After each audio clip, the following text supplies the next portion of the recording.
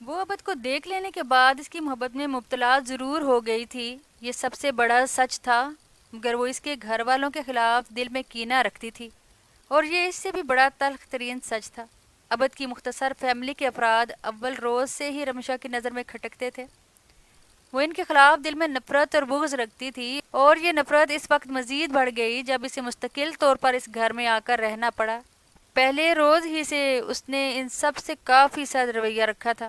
وہ لوگ اس کی خاموشی اور سرد انداز کو شرم یا جھجک پر محمول کر رہے تھے، سو مطمئن بھی تھے، مگر شادی کے دوسرے روز ہی ان کا اطمینان جاتا رہا تھا۔ دلہن ناشتہ کرنے کے لیے نیچے نہیں آ رہی، کسی خاتون نے اطلاع پہنچائی تھی۔ کیوں؟ کیا ابھی تک تیار نہیں ہوئی؟ حوریہ ناشتے کے لوازمات میز پر سجا رہی تھی۔ آج نئی دلہن کے لیے خصوصی اہتمام کیا گیا تھا۔ یہ اس گھرانے کی روایت تھی کہ گھر کے افراد ہمیشہ ایک جگہ بیٹھ کر کھانا کھاتے تھے۔ نئے آنے والے ہر فرد کو بھی اول روز سے باور کروا دیا تھا تاکہ وہ بھی بغیر جھجکے گھر والوں سے گھل مل سکے۔ آج بیگم عدیلہ جرار بھی کافی پرجوش تھیں اور بہو کے ساتھ کچن میں برابر کام کروا رہی تھی۔ حوریہ بیٹا، تم ایک دفعہ رمشا سے پوچھ لیتی کہ ناشتے میں وہ کیا لینا پسند کرے گی؟ وہ اتنے اہتمام کے باوجود بھی مطمئن نہیں تھی۔ میں ابھی پوچھ کے آتی ہوں، حوریہ نے فرمانبرداری سے سر ہلا کر کہا اور پھر اوپر آ گئی۔ رمشا اٹھ چکی تھی، نہانے کے بعد ہلکے پھلکے لباس میں بہت شگفتہ اور تر و تازہ لگ رہی تھی۔ لگتا ہے ابھی پوری رات چاند تاروں اور گلابوں کی باتیں ہی کرتا رہا ہے۔ ماشاء اللہ سے سراپا گلاب ہی بنی ہوئی ہو، حوریہ نے شرارتی انداز میں اسے چھیڑا۔ آپ نے ٹھیک کہا، مجھے ابھی کی محبت پر فخر ہے، وہ کافی مغرورانہ انداز میں چہکی۔ ماشاء اللہ، اللہ نظر بد سے بچائے اور ہمیشہ تمہاری خوشیوں کو سلامت رکھے، حوریہ نے صدقے دل سے کہا۔ وہ اس کی طرف دیکھے بغیر اپنی سلکی بالوں میں بڑے سٹائل کے ساتھ برش پھیر رہی تھی۔ ناشتے میں کیا لوگی؟ حوریہ جس مقصد کے لیے کمرے میں آئی تھی اس کے متعلق پوچھنے لگی۔ صرف جوس، سیب اور انار موجود ہیں، کون سا جوس بناؤں؟ ایپل جوس، وہ بے نیازی سے بولی۔ اوکے، پھر تم تھوڑی دیر تک نیچے آ جانا، اناس اور ابد بھی جاگنگ سے واپس آ جائیں گے، ناشتہ سب اکٹھے کرتے ہیں، ٹھیک ہے نا؟ حوریہ نے اس کے گلابی چمکیلے گالوں کو چھو کر پیار سے کہا، اور پھر باہر کی طرف جانے لگی تھی جب رمشا کی آواز سن کر رک گئی۔ یہ ٹھیک نہیں۔ کیا مطلب؟ حوریہ قطعاً سمجھ نہیں پائی۔ مطلب تو بہت واضح ہے، میں ناشتے میں صرف جوس لیتی ہوں، سو اوپر بھجوا دیجیے گا، مجھے سب کے ساتھ ناشتہ نہیں کرنا۔ اس نے برش ہوا میں اچھالا تھا جو صوفے پر سیدھا جا گرا۔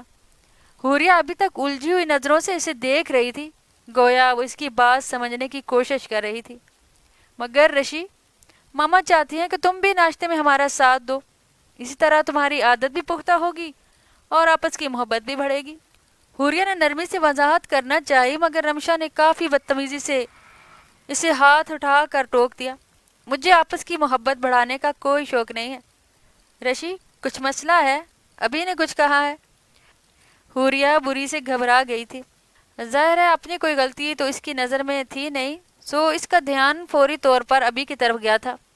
ابھی بھلا کیا کہے گا؟ وہ مجھ سے بہت محبت کرتا ہے اور مجھے اس کی محبت پر فخر ہے۔ اس کا انداز بلا کا شہانہ تھا، حوریہ کو اس کا انداز بھی نہیں بھایا، مگر وہ پھر بھی تحمل کا مظاہرہ کرتی رہی۔ پھر آخر مسئلہ کیا ہے؟ مجھے بھی نہیں بتاؤ گی؟ وہ مان بھرے لہجے میں بولی تھی، مگر رمشا کو مان رکھنا بھلا کہاں آتا تھا۔ اگر کوئی مسئلہ ہوا تو آپ لوگوں سے ہرگز شیئر نہیں کروں گی، اس خوش فہمی میں مت رہیے گا، اس نے نخوت سے کہا۔ ابھی تمہارا موڈ ٹھیک نہیں لگتا، پھر بات کریں گے، میں ابھی فریش جوس بھجواتی ہوں۔ حوریہ نے بلا کے ضبط کا مظاہرہ کیا تھا اور پھر الجھی سے نیچے چلی آئی۔ مسز عدیلہ نے بغیر مڑے حوریہ کی موجودگی محسوس کر کے پوچھا، رشی نہیں آئی؟ ماما، وہ ابھی تیار ہو رہی ہے۔ حوریہ سے فوری طور پر بات بن نہیں پائی۔ ناشتے میں کیا لے گی؟ ان کی سوئی ابھی تک وہیں اٹکی ہوئی تھی، وہ بچوں کی پسند ناپسند کا بہت خیال رکھتی تھی۔ صرف ایپل جوس۔ حوریہ فریج کھول کر سیب نکالنے لگی۔ بھلا اس لیکوڈ سے پیٹ بھرے گا؟ میں ایپل پائی یا فریج ٹوسٹ بنا لیتی ہوں۔ ماما، وہ صرف جوس ہی پیتی ہے، حوریہ نے عام سے ہلکے پھلکے لہجے میں کہا تھا تاکہ وہ کچھ سمجھ نہ پائیں، ورنہ تو حوریہ کا دل رمشا کی باتوں سے خاصا بجھا ہوا تھا اور وہ اپنے تاثرات پر قابو پائے خاصی بشاشت کا مظاہرہ کر رہی تھی۔ اسی پل عبد اور اناس بھی آ گئے تھے۔ ناشتے میں کچھ ملے گا؟ عبد سیدھا کچن میں آ گیا، جبکہ اناس اپنے بیڈ روم میں فریش ہونے کے لیے چلا گیا تھا۔ کچھ نہیں، بہت کچھ ملے گا، مگر پہلے آپ فریش ہو جائیں، حوریہ نے بشاشت سے کہتے ہوئے جوس کا گلاس اس کی طرف بڑھایا۔ بیگم خود ہی نیچے آ جائیں گی، مجھ سے اتنا تردد نہیں ہوتا، اس نے مصنوعی کاہلی سے کہا۔ یہ کوئی پہاڑ نہیں جسے اٹھا کر نہیں لے جا سکتے۔ حوریہ نے زبردستی گلاس اس کے ہاتھ میں تھما دیا۔ وہ برے برے منہ بناتا سیڑھیاں چڑھ گیا۔ وہ بیڈ روم میں داخل ہوا تو بجتے میوزک نے اس کا استقبال کیا تھا۔ وہ ٹھنڈی سانس بھرتے ہوئے بولا، صبح ہو گئی محترمہ، تم کہاں تھے؟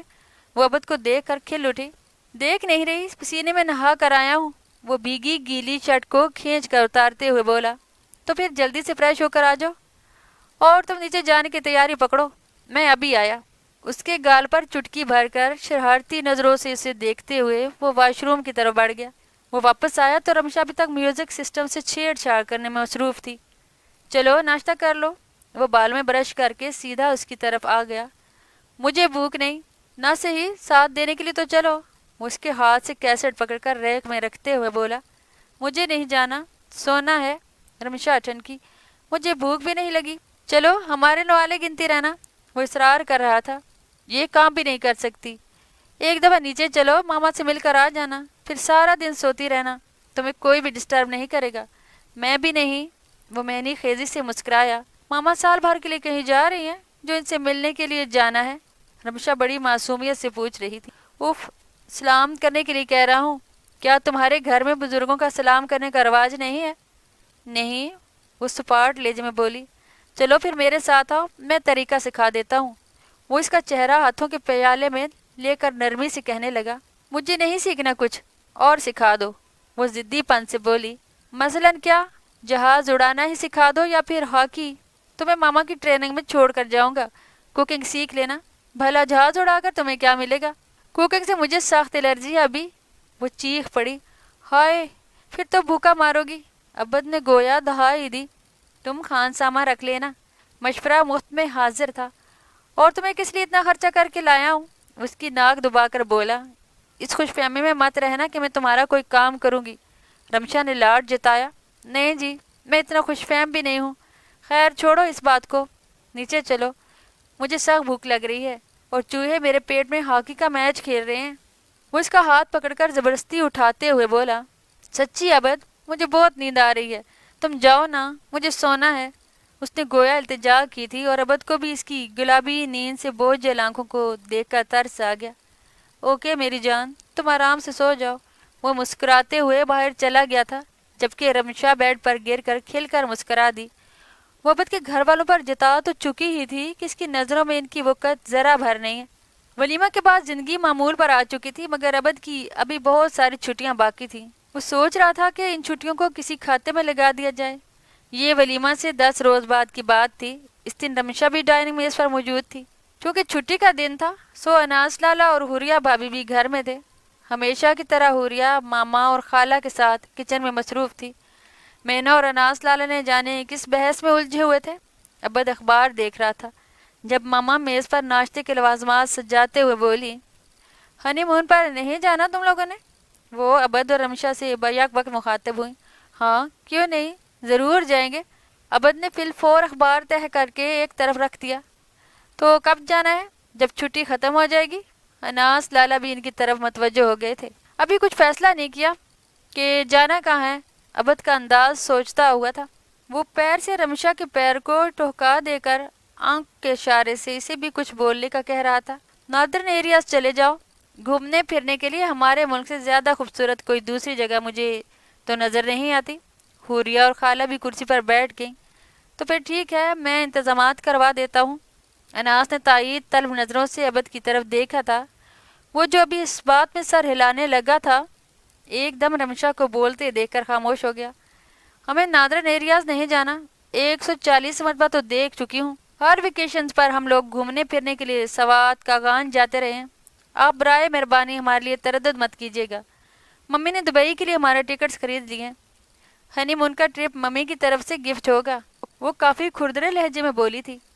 اناس اور حوریہ ایک دوسرے کی طرف دیکھ کر رہ گئے، جبکہ خالہ اور ماما ہکا بکا تھی۔ مینا منہ کی طرف نوالا لے جاتے ہاتھ کو واپس فلیٹ تک لے آئی تھی۔ وہاں بیٹھے سب افراد کو گویا سانپ سونگ گیا تھا۔ عبد نے ماحول میں پھیلی کشیدگی کو محسوس کیا اور پھر قدرے خفا سے انداز میں بولا، یہ بات تم سلیقے کے ساتھ بھی کر سکتی تھی۔ مجھے سلیقے کرینے نہیں آتے، وہ بدتمیزی سے گویا ہوئی۔ عبد کا سب کے سامنے نرم انداز میں سمجھانا بھی اسے بہت برا لگا تھا۔ نہیں آتے تو سیکھ لو، عبد دبی آواز میں بولا تھا۔ وہ نہیں چاہتا تھا کہ بات بڑھے، مگر رمشا شاید بات کو بڑھانے کے موڈ میں تھی۔ نہیں سیکھ سکتی، ویسے بھی یہاں کے لوگ میں بڑے کرینے ہیں۔ جسٹ شٹ اپ رمشا، اگر تم اچھا نہیں بول سکتی تو خاموش رہو۔ عبد نے اپنی آواز پھر بھی بلند نہیں ہونے دی تھی۔ میں اسی لیے ان لوگوں کے درمیان بیٹھنا نہیں چاہتی تھی۔ مڈل کلاس، دقیانوسی سوچ رکھنے والے بیک ورڈ لوگ۔ تمہیں یہاں بیٹھنا مبارک ہو، چاہے صبح سے شام تک بیٹھو یا پھر شام سے صبح تک اپنے کان بھرواتے رہو۔ وہ تلخی سے کہتی دب دب کرتی اٹھ کر چلی گئی تھی۔ وہ سب دم بخود سے جاتا دیکھ رہے تھے۔ بہت دنوں سے ماما اور حوریا رمشا کی بد مزاجی کو نوٹ کر رہی تھی۔ اس کا اکھڑا سا انداز، روکھا لہجہ، نہ جانے اس کے ساتھ مسئلہ کیا تھا۔ ان کی ہر سیدھی بات بھی اسے الٹی نظر آتی تھی۔ وہ کچھ کہتی تھی اور رمشا سمجھتی کچھ تھی، اور اب تو وہ اناس پر بھی بات بات پر طنز یا جملے پھینک دیتی تھی۔ گھر میں خالہ اور مینا کے علاوہ ان تینوں سے تو اس نے خواہ مخواہ کا بیر باندھ لیا تھا، خصوصاً ماما سے تو انتہا درجے کی بدتمیزی بھی کر دیتی۔ وہ 10 دن کی نئی نویلی بیاتا تھی، عبد سے بلا کیا شکایت کرتی؟ ویسے بھی ابھی تک وہ اس کے مزاج کو سمجھ ہی نہیں پا رہی تھی۔ نہ جانے وہ چاہتی کیا تھی، اس کی خواہش کیا تھی؟ کیا وہ عبد پر صرف اپنا تسلط قائم رکھنا چاہتی تھی؟ وہ ان سب سے عبد کو دور کرنا چاہتی تھی۔ صبح اس بدمزگی کے بعد عبد کا موڈ بگڑ گیا تھا، مگر وہ کب تک اس سے ناراض ہو سکتا تھا؟ کچھ اناس لالا کے سمجھانے بجھانے اور کچھ اپنے دل کے مجبور کرنے پر وہ رات کو اس کے سامنے اس کی بدتمیزی کو بھلا کر ہی آیا تھا۔ جب وہ کمرے میں داخل ہوا، اس وقت وہ روٹھی سی بیڈ پر بیٹھی تھی۔ اسے دیکھنے کے ساتھ ہی چادر تان کر سوتی بن گئی، یعنی محترمہ ناراضی ظاہر کر رہی تھی۔ عبد کو ہنسی آ گئی۔ وہ اس کے قریب بیٹھے ہوئے نرمی سے بولا، رشی۔ اس نے چہرے سے چادر ہٹائی۔ میرے ساتھ بات کرنے کی ضرورت نہیں ابھی، ورنہ بہت بری طرح سے پیش آؤں گی۔ رمشا نے ناگواری کا برملا اظہار کیا۔ تم اچھی طرح سے کب پیش آتی ہو؟ عبد نے معصومیت سے پوچھا۔ میں تم سے ناراض ہوں۔ وہ پاس رکھا تکیہ منہ پر رکھنا چاہتی تھی، مگر عبد نے اس کی کوشش کو ناکام بنا دیا۔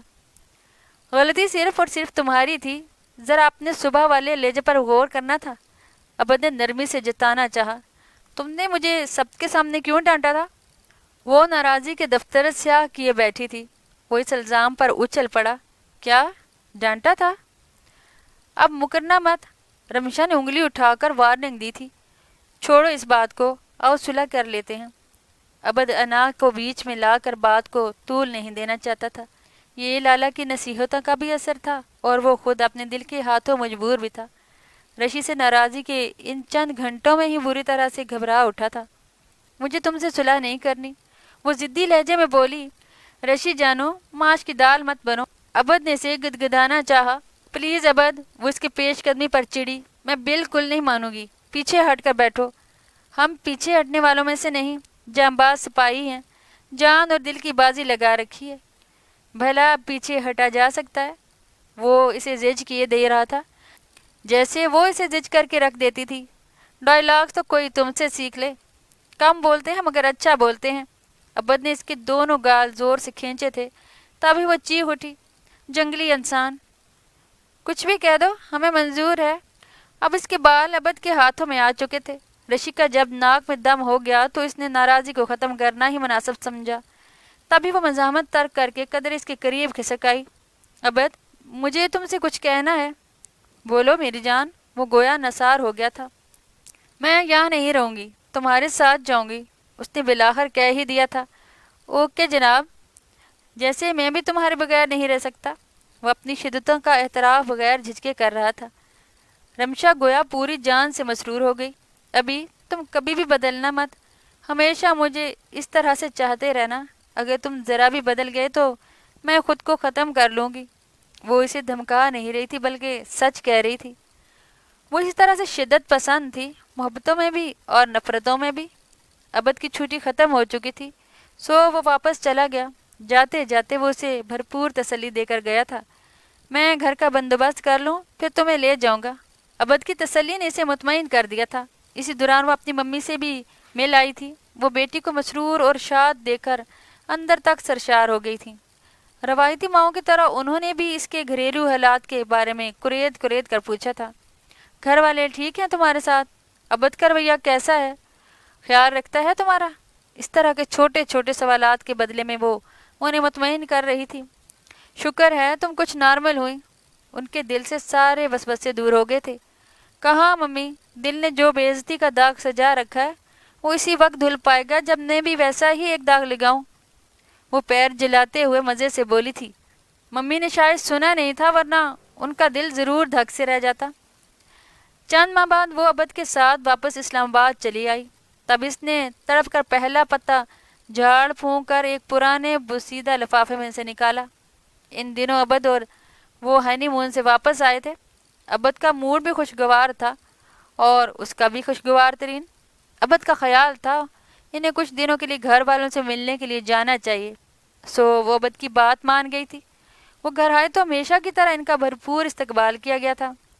یہاں آ کر ابد کے پوچھے پر رشی کو خیال آیا تھا کہ وہ ان سب کے لیے دبئی سے لائے گئے گفٹ اسلام آباد ہی بھول آئی ہے۔ ابھی انہیں آئے ہوئے صرف 2 گھنٹے ہی ہوئے تھے جب ابد کو بینک کا کوئی کام یاد آ گیا تھا۔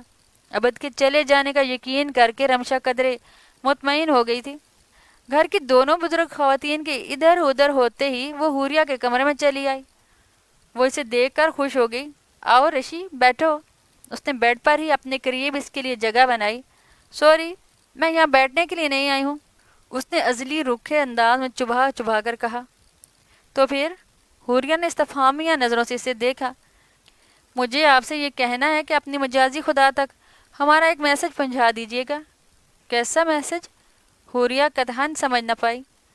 رشی کے انداز و بیان سب بدلے ہوئے تھے۔ اول تو یہ کہ ہمارے حصے کی جو زمین ہڑپ کر کے انہوں نے اپنا کلینک سیٹ کر رکھا ہے، اس میں سے ہمارا حصہ دیں۔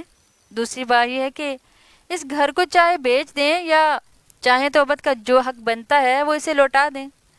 تیسری بات یہ ہے کہ اس معاملے کی ہوا ابد کو نہیں لگنی چاہیے، ورنہ میں آپ لوگوں کے ساتھ وہ کچھ کروں گی جو آپ کے گمان میں بھی نہیں ہوگا۔ اس کی آواز میں عجیب سی پھنکار تھی۔ حوریہ بالکل سفید پڑ گئی۔ اس پر دروازہ کھلا تھا اور مسز عدیلہ جرار اندر داخل ہوئیں۔ پہلے تو مجھے بتاؤ تم کون ہو؟ کیا چاہتی ہو؟ کیوں میرے بیٹے کے پیچھے پڑی تھی؟ آخر تمہارا مقصد کیا ہے؟ ان کی آواز سے، ان کے تاثرات سے رمشا کو اندازہ ہو چکا تھا کہ وہ اس کی تمام باتیں سن چکی ہیں، مگر اسے کون سی پرواہ تھی؟ وہ ان کے سامنے بے خوفی سے کھڑی ہو گئی۔ ابد آپ کا دل ہے نا؟ میں نے آپ کا دل چرا لیا ہے۔ تم چاہتی کیا ہو؟ بیگم عدیلہ گویا لرز کر رہ گئی۔ میں آپ کے اور اناس کے دل کو بہت کاری ضرب لگانا چاہتی ہوں۔ میرا مقصد بھی یہی تھا کہ اناس کے دل کو کوئی گہری چوٹ لگاؤں تاکہ عمر بھر وہ اس درد کو محسوس کر کے بلبلاتا رہے۔ پھر مجھے خبر ہوئی کہ اناس کا دل تو ابد ہے، سو میں نے اسے ہی سیڑھی بنا لیا، مگر میں نہیں جانتی تھی کہ مجھے ابد سے محبت ہو جائے گی۔ یہاں میرا منصوبہ کچھ ناکام ہونے لگا تھا، مگر اناس سے انتقام اور نفرت نے مجھے ہر شے سے بے نیاز کر دیا۔ مجھے اناس کے غرور کو توڑنا تھا، اس کا سر جھکانا تھا، اور جس مرتبے پر اسے ناز ہے وہ مرتبہ اور مقام اپنے پیروں میں روند دینا تھا۔ پھر میں نے سوچا کہ میرا انتقام تو ابد کی صورت میں پورا ہو ہی جائے گا جب میں اسے ہمیشہ کے لیے آپ لوگوں سے چھین کر لے جاؤں گی، اور میں ایسا کر کے ہی رہوں گی۔ اس کے لفظ لفظ سے شرارے پھوٹ رہے تھے۔ اس کی بات ختم ہوتے ہی بیگم عدیلہ کے وجود میں گویا حرکت ہوئی تھی۔ وہ صدمے کی کیفیت میں چلتی ہوئی اس تک آئیں اور پھر انہوں نے اس کے منہ پر 2-3 تھپڑ دے مارے تھے۔ عین اسی لمحے ابد نے کمرے میں قدم رکھا۔ ماما، یہ آپ کیا کر رہی ہیں؟ ابد اس منظر کو دیکھ کر گویا جم کر رہ گیا۔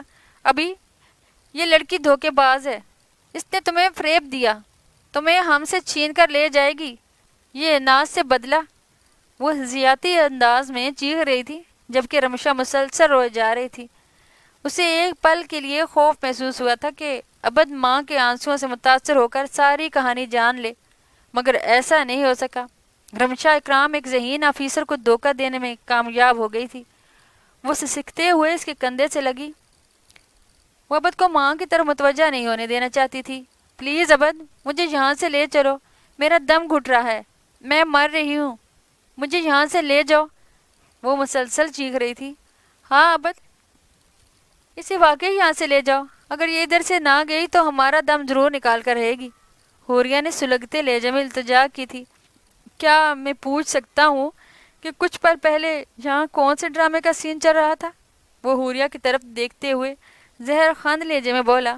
تم اپنی بیوی سے ہی تفصیل پوچھ لو، ہماری سچائی تمہیں جھوٹ لگے گی اور اس کے جھوٹ پر تمہیں یقین آ جائے گا، حوریہ تلخی سے کہتی ہوئی ماما کی طرف متوجہ ہو گئی تھی۔ عبد، اس سے کہو ہمارے گھر سے چلی جائے، یہ تمہارے قابل نہیں ہو سکتی، ماما گویا تھک کر بولی۔ عبد آؤ چلیں، ہم اپنے گھر چلیں، وہ اس کا بازو تھام کر التجائیہ انداز میں بولی تھی، اور پھر وہ دونوں ایک ساتھ باہر نکل گئے۔ بیگم عدیلہ جرار بس پتھرائی نظروں سے انہیں جاتا دیکھ رہی تھی۔ وہ اپنے چھوٹی سی جنت میں بے حد مگن تھی۔ عبد کی ہمراہی میں اسے کوئی پچھتاوا چھو کر بھی نہیں گزرتا تھا، اور سچی بات تو یہ تھی کہ وہ ہمیشہ کی طرح بدلہ لے کر مطمئن ہو چکی تھی، یکسر بھلا چکی تھی کہ وہ عبد تک کس مقصد کے حصول کے لیے آئی تھی۔ اسے یاد تھا تو بس اتنا کہ عبد سے اسے اپنے آپ سے بھی بڑھ کر محبت ہو گئی ہے۔ وہ آفس جاتا تو پہلے کی طرح کئی مرتبہ فون کرتی، میسیجز میں اس کا حال احوال پوچھتی رہتی۔ اسے اپنی ماں کا گھر تو بھول ہی چکا تھا، پاپا کے گھر آسائش و آرام سب بھلا چکی تھی۔ وہ اسے چھوٹے سے سرکاری کوارٹر میں بہت خوش تھی۔ عبد کے اپنے گھر والوں سے تعلقات اب پہلے جیسے نہیں رہے تھے۔ دل ہی دل میں رمشا اس وجہ سے خاصی مطمئن تھی، وہ عبد کو اب چھٹیوں میں بھی گھر نہیں جانے دیتی تھی۔ جب بھی وہ جانے کا ارادہ کرتا، رمشا کو کچھ نہ کچھ ضرور ہو جاتا، کبھی شدید گھبراہٹ، کبھی بلڈ پریشر کا مسئلہ بن جاتا تھا۔ گزرتے وقت کے ساتھ ساتھ اس کے دل سے عبد کے گھر والوں کی نفرت بھی خود بخود کم ہو رہی تھی، مگر وہ پھر بھی اناس اور عبد کو ایک ساتھ بیٹھا نہیں دیکھ سکتی تھی۔ اسے بہت مسرت محسوس ہوتی تھی جب وہ اناس کی فون کال کے جواب میں یہ میسج کر دیتی، رانگ نمبر، عبد یہاں نہیں رہتا، آئندہ اس نمبر پر کال مت کریں۔ اس نے عبد کی غیر موجودگی میں اناس کو کئی مرتبہ دروازے سے واپس لوٹا دیا تھا۔ وہ نہیں چاہتی تھی کہ اناس اور عبد کبھی اکٹھے بیٹھ سکیں۔ اپنے تئیں وہ اناس کے لیے یہی سزا منتخب کر چکی تھی، اس بات سے بے نیاز کہ کبھی کبھی جیتی بازی بھی ہار سے دو چار ہو جاتی ہے۔ یہ بھی ایک عام سا چھٹی کا دن تھا۔ آج عبد نے یوب کی فیملی کو دوپہر کے کھانے پر مدعو کیا تھا۔ مہمانوں کو رخصت کرنے کے بعد وہ ملازمہ کے ساتھ کچن سمیٹ کر اپنی ممی کے گھر آ گئی تھی۔ ممی کے گھر میں بھی خاصی رونق لگی ہوئی تھی۔ اس کے بھائی اور بھابھی کراچی سے آئے ہوئے تھے، سو وقت گزرنے کا پتہ نہیں چلا تھا۔ کچھ دیر بعد جازم بھی چلا آیا تھا۔ بہت عرصے کے بعد رمشا کی اس سے ملاقات ہو رہی تھی۔ عبد جرار صاحب کا کیا حال احوال ہے؟ تم یوں پوز کر رہے ہو گویا تمہاری عبد سے ملاقات نہیں ہوتی۔ رمشا نے اسے گور کر دیکھا۔ کبھی کبھی جم میں ٹاکرا تو ہو ہی جاتا ہے، تاہم آج کل ہمارا کوئی میچ نہیں ہو رہا۔ جب سے اس کی شادی تم سے ہوئی ہے بس تمہارا ہی ہو کر رہ گیا ہے۔ مجھے تو عبد کے علاوہ کسی اور کے خلاف ہاکی کھیلنے میں مزہ ہی نہیں آتا، جازم نے سچائی سے کہا تھا۔ تم دونوں ایک دوسرے کے حریف جو ہوئے؟ وہ ہنس رہی تھی۔ سو تو ہے، بہرحال تمہاری غداری سے میں خاصا جلا بیٹھا تھا۔ کیا مطلب؟ جب سے عبد تمہیں مل گیا ہے تم ہمیں تو بھول ہی چکی ہو۔ جازم شکووں کی پٹاری کھول بیٹھا تھا۔ اب میں تمہارا اچار ڈالوں؟ عبد کے بارے میں ساری انفارمیشن اکٹھا کرنے اور پل پل کی رپورٹ لینے کے لیے تمہاری خدمات لیتی تھی، اب جب کہ میرا کام ہو چکا ہے تو، اور تم مطلب پرستوں کی طرح اپنا آپ دکھا چکی ہو، جازم نے منہ بنا کر کہا۔ رمشا ہنس ہنس کر بے حال ہو گئی۔ اچھا خاصا ڈاکٹر اناس سے بدلہ لیتے لیتے اس کے بھائی پر عاشق ہو گئی اور میں بیچارہ مفت میں مارا گیا۔ جازم کا تعصب کسی طور کم نہیں ہو پا رہا تھا۔ ڈاکٹر اناس کے لیے تو اب بھی میرے اندر زہر بھرا ہوا ہے، انہیں تو میں کبھی معاف نہیں کر سکتی، اور ان کے مارے گئے وہ 2 تھپڑ تو مجھے تمام عمر نہیں بھول سکتے۔ چلو اب جانے بھی دو، خون خوار بلا، کبھی کسی کو معاف بھی کر دیا کرو، ہر کسی سے بدلہ لینے پر تل جاتی ہو۔ جازم کا انداز ناسہانہ تھا۔ ڈاکٹر اناس کو تو میں کبھی معاف نہیں کر سکتی، ان کی وجہ سے میرا ڈاکٹر بننے کا خواب ادھورا رہ گیا تھا، بلکہ مجھے ڈاکٹر لفظ سے ہی نفرت ہو گئی۔ وہ تنفر سے بولی، عبد کی خاطر ہی معاف کر دو، کہتے ہیں محبت کا ظرف بہت وسیع ہوتا ہے، میں نہیں کر سکتی، انہوں نے میرے ساتھ اچھا کیا تھا اور دیکھو مجھے پہچان تک نہیں پائے، ظاہر ہے اتنے بے شمار اسٹوڈنٹس میں سے وہ بھلا کس کس کا چہرہ یاد رکھتے، مگر دیکھو میں ڈاکٹر ناز کو پہلی نظر میں ہی پہچان گئی تھی، اور ابد کو دیکھ کر تو یوں لگا تھا گویا کچھ سال پیچھے کی طرف سفر کرو تو ڈاکٹر اناس مجسم کھڑے نظر آئیں گے۔ وہ بغیر رکے مسلسل بول رہی تھی، اس بات سے بے نیاز کہ ایک تیسرا وجود بھی ان کی گفتگو سن رہا ہے۔ فرض کرو رشی، اگر کسی دن ابد کو پتہ چل جائے کہ تم اس کے قریب اس لیے آئی تھی کہ تاکہ بدلے کے طور پر ابد کو اس کے بھائی اور فیملی سے دور کر دو، یا پھر وہ جان جائے کہ تم اسے فون پر اس لیے ستاتی رہتی تھی تاکہ ایک دن خود بخود وہ تمہاری طرف متوجہ ہو جائے۔